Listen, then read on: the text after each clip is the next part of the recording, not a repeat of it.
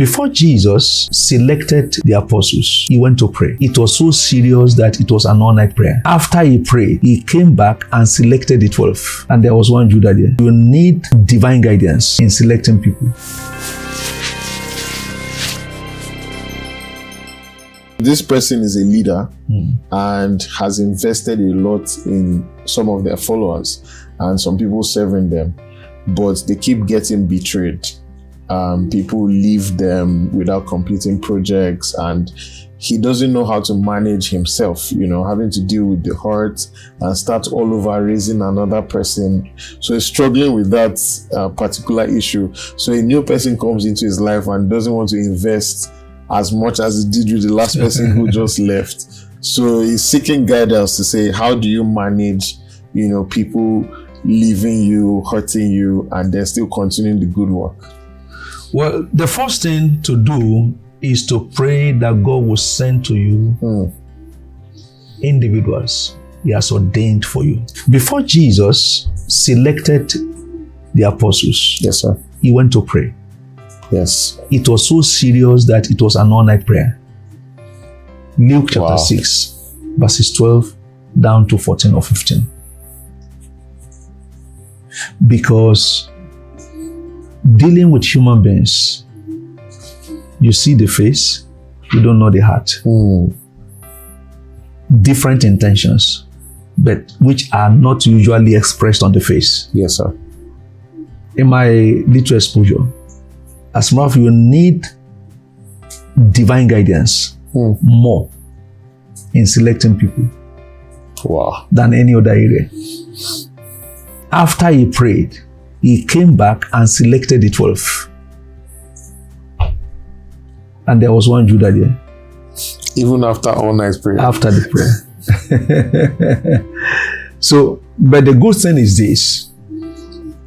We all have experienced such before. One day the Lord told me, after I suffered disappointment for one person, He said, I didn't send you to one person. If one disappointed you, look for the next, look for another. Wow. Don't expect it, but prepare for it. Have faith in all who come your way, but create allowance for those who may disappoint you. If you are matured, you will realize that even the bad persons who disappointed you have taught you a lesson. Very true, sir. So at the end of the day, you are not an absolute loser. Those who disappointed you have been used to teach you lessons, yes, sir, on how to improve on your leadership processes. Yes, sir. I also figure out that when you have such situation, you should also examine yourself. Is there something you are doing wrong that perhaps is driving people away from you? Because I've discovered that, you see, when you create an atmosphere for people, you become a magnet. If you create such atmosphere, in many cases, they won't like to leave you. Yes, sir. So we also need to examine ourselves. What did I do that made this person behave the way he behaved? We like to learn lessons, yes, sir, from it and move forward. But there should never be a moment where you feel so discouraged that you stop raising others. Never a time. Because yes, the testimonial of a leader is that he is raising more leaders. Yes, sir. We can also learn from the example of Jesus. He had people from different backgrounds, sometimes extreme ends. Think of Peter. Peter was prompt to act, and sometimes his promptness even lead him into trouble. He was like an horse. Yes, sir. Thomas was so slow, like a mule. And so Jesus had to work on them differently.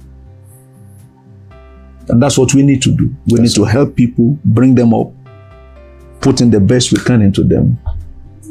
But a word of caution, if you early discover that someone will be problematic to you, look for a way of jettisoning. Yes, sir.